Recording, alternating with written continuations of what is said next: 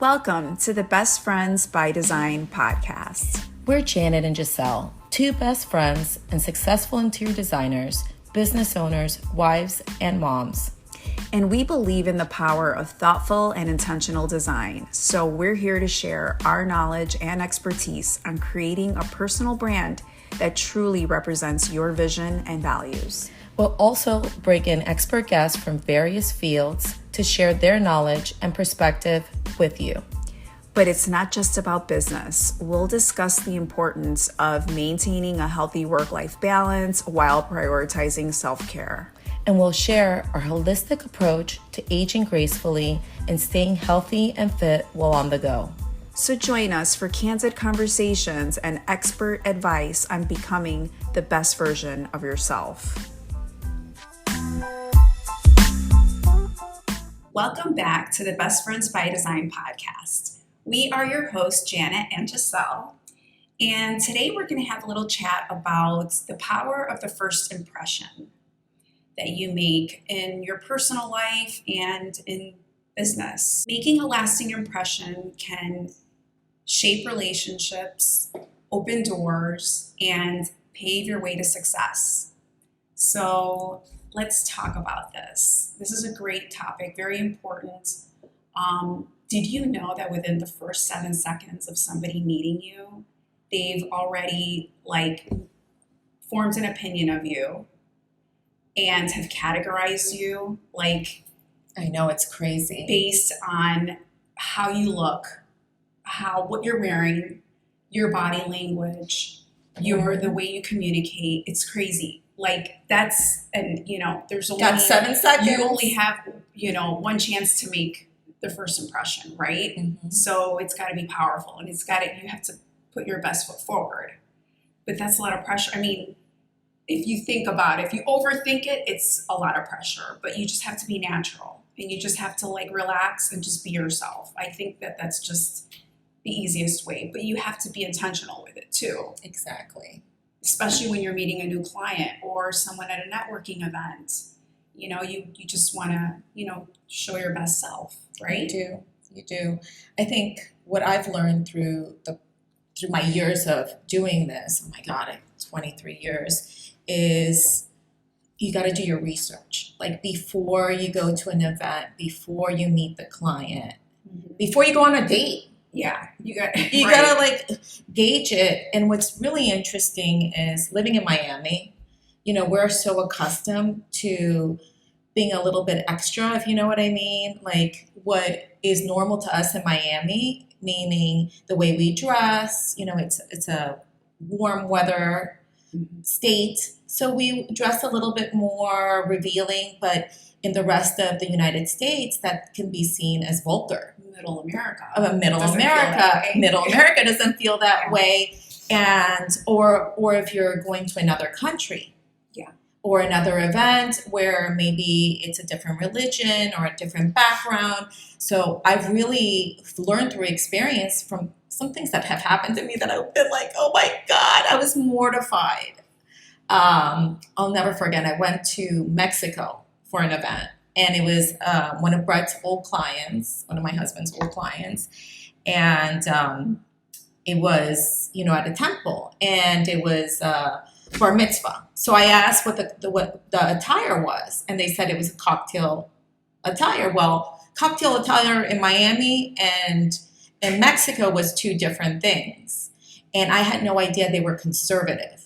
So I was wearing cocktail attire, Miami style, not cocktail attire for Mexico. Okay. And I remember just completely being inappropriate for that event. And it taught me a big lesson. Number one, to do my research, just don't assume that cocktail attire is the same for all different states, for all different countries. It's very specific. Mm-hmm. And how important it was, because I felt really uncomfortable the whole time. And I couldn't be myself. I couldn't smile or anything like that. And it shows. So part of when you're going to an event, when you're meeting a client, when you're doing something, doing that research is really important for your comfort level so you can shine, so your personality can shine. But if you're like uncomfortable and covering yourself, that shows in your body language, exactly. and then you don't look secure, you don't look confident, and then people aren't interested in you. So that's part of. So tip number one, do your research. Yeah, do your Be research. dress appropriately Yeah. for that occasion. I've learned to veer more on the conservative route than the va-va-boom route, which I happen to really like, especially with our recent weight loss. Yeah. We want to show it. But I've learned to be more conservative. Right. Yeah, exactly.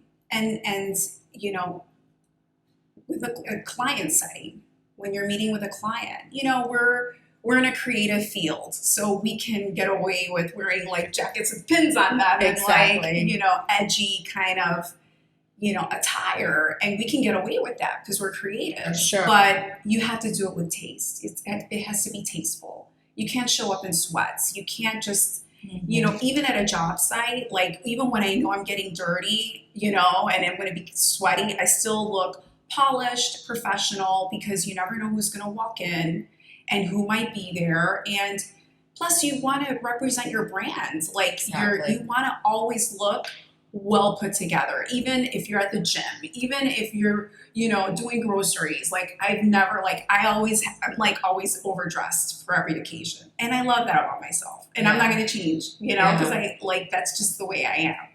But I think that that's a good trait. Like, don't get lazy on your looks and how you look, because you're portraying that to the world. Exactly. You know, and you always want to put your best foot forward, no matter where you are. Now, if you're home, you can be in your sweats and you can relax.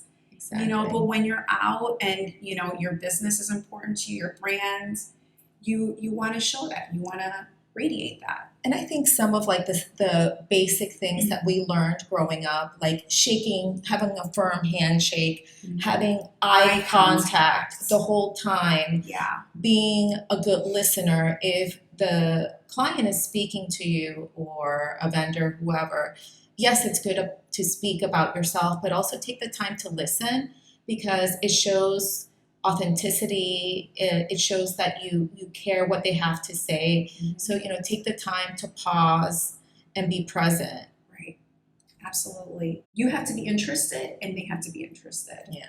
And it's a two-way street, right? Yeah. Especially when you first meet someone. It can't just be all about you. You can't just like start like, you know, telling your life story. They really don't care because they don't know you.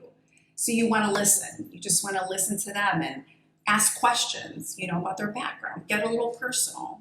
When it comes to interior design clients, before we meet a client, we will find out, you know, we'll look at the address, how much the value of the home that they're purchasing is.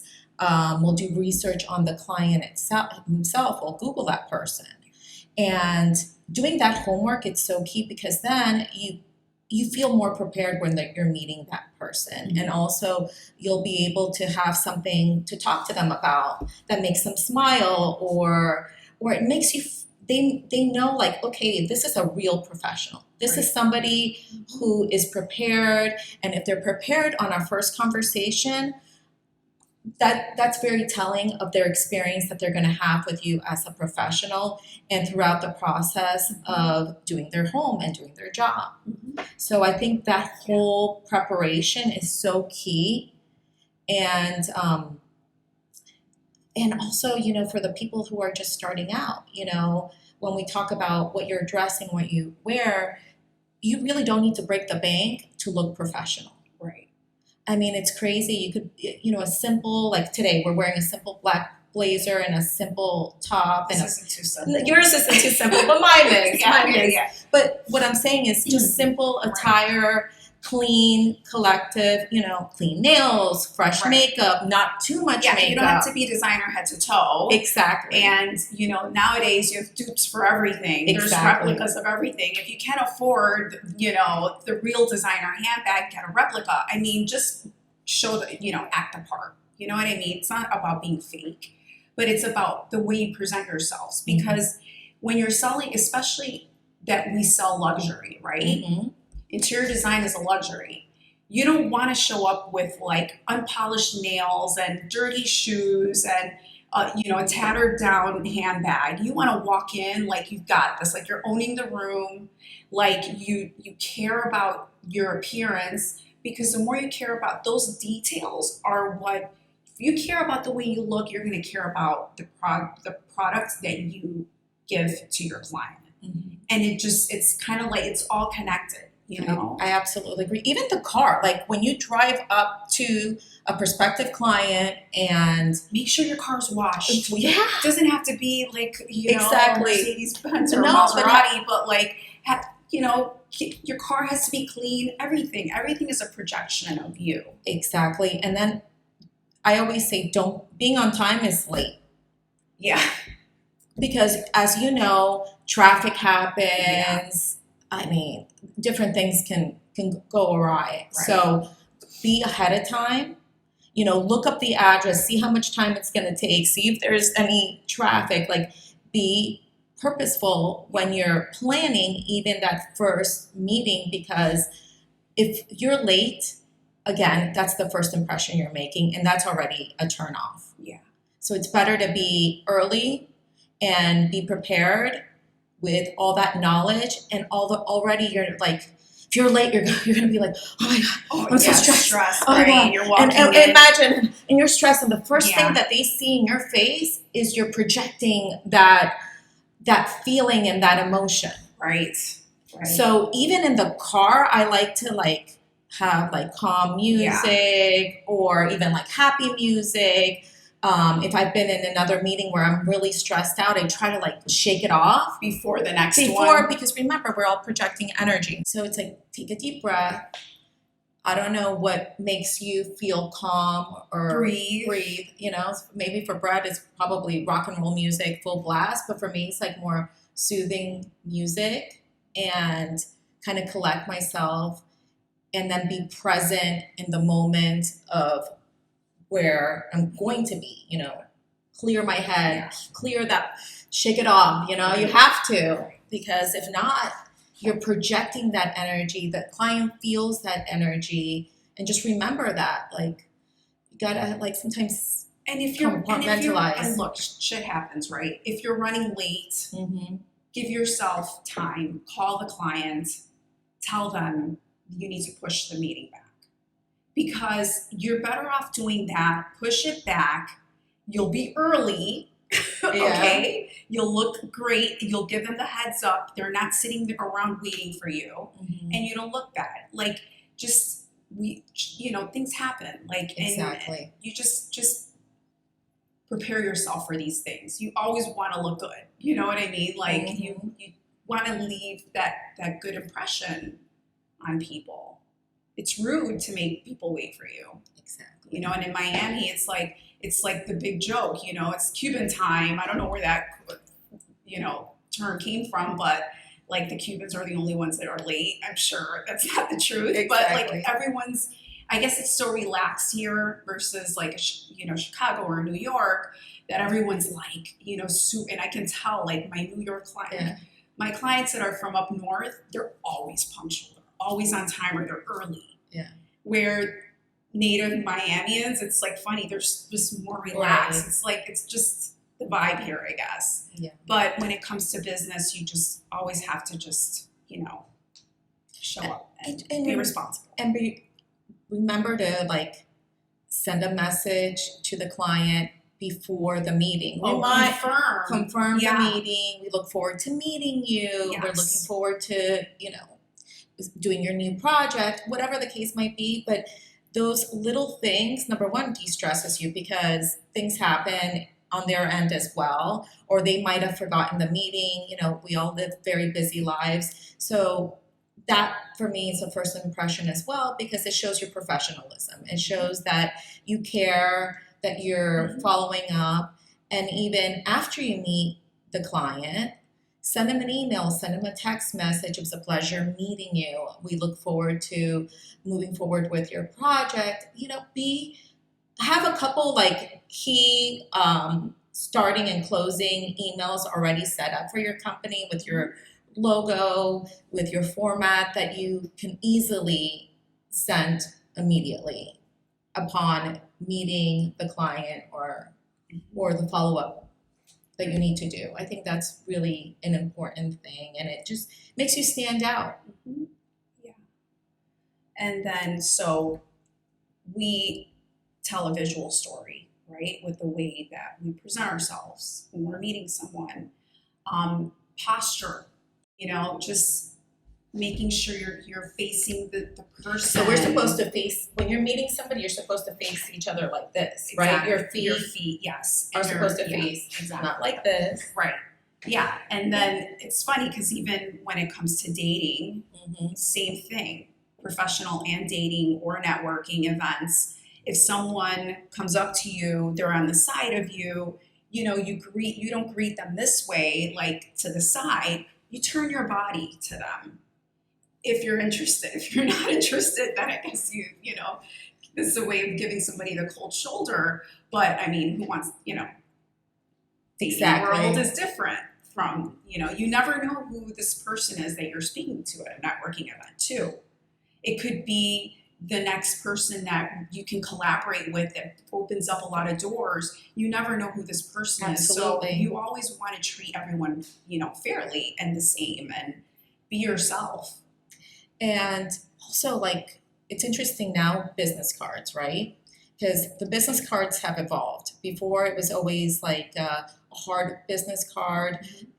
We just recently got an electronic business card, which I think is so cool because again, doing high-end interior design, you want to make sure that you're up to par with the high-tech technology that's available because it's something that we utilize. So for me, like having the electronic business card, which number one assures that they have all our information correct and that they have all our social available to them on that electronic business card, which I really like.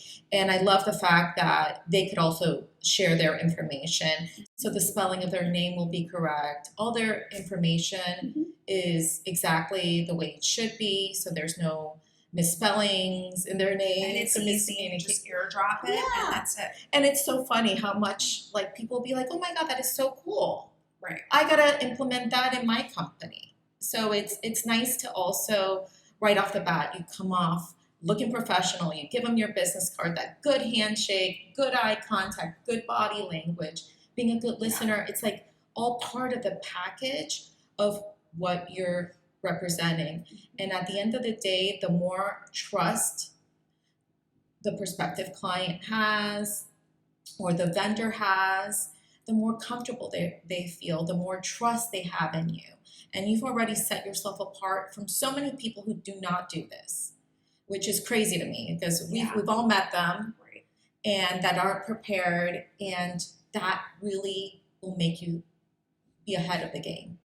I think too at these events, I love to talk about alcohol, but what's the first thing they serve? It's also alcohol too. Right. So how many of us have done that where like, oh, we're having a good time at an event and you're kind of like probably with colleagues that well, somebody comes up to you and you're not in your A game, that's not good. So at these events, as much as we like to have a good time and indulge a bit, remember we're there for a reason. And that's to make connections and to also represent our brands. So I think it's really important to be kind of present and aware that we're there for a purpose. Yeah. And you know what? If you're not feeling it, if you're not in the right headspace, you've had a stressed out day, you're going through a lot and you're not 100% to like be in like an environment where there's a lot of people, don't go. It's that simple. I mean, you and I are totally different. You're the talker. I'm more the observer. Yeah. We've always been like that. I mean, you're extroverted. I'm introverted. So like for me, if I don't feel like, okay, I can do people, lots of people today, I won't. I just won't. I won't go. Because you always want to just be ready and be 100%. And if you're not 100%, then, what's the point? You're not going to enjoy yourself and you're not going to be feeling it.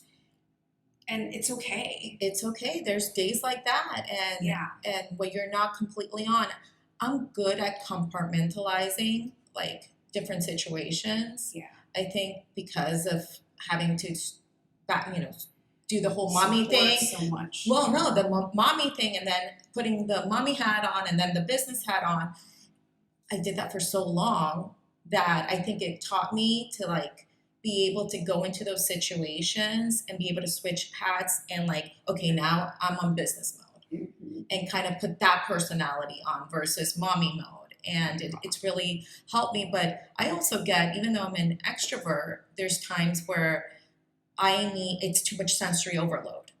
Right. The room could be too much. The energy It's might too much energy. be too much craziness. And you know this about me. And then I'll be like, I need like a Sunday in bed. That all I do is like, I don't move out of the bed. I just need to like decompress and like re-energize to be able to go out there and do it all over again.